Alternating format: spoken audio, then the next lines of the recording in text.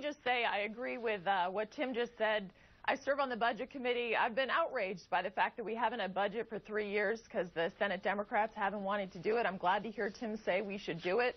We wouldn't be in these positions if we, these sequester type situations, if we actually prioritize spending.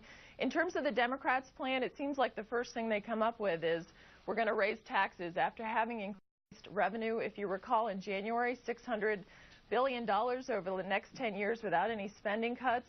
I think Republicans should have an alternative in the Senate. I'm working on one to introduce one that will show that we're looking at a little over 2% in a $3.5 trillion pot of federal spending in 2013. So that's what we need to do. I'll come up with an alternative spending cut proposal with other colleagues in the Senate.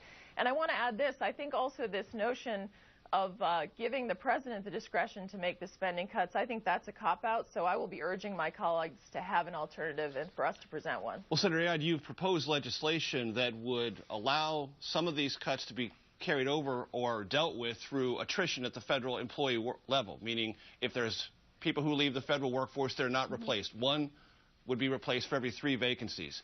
Are you going to press that before the Senate? I have offered that proposal along with Buck McKeon in the House. It's taken from the President's own Fiscal Commission, but I'm actually working on an alternative with other spending cuts to bring forward, working with other senators that I believe we will bring forward. And I think that's the right thing to do. I mean, stepping back for a minute, think about, you had the Secretary of Education on previously.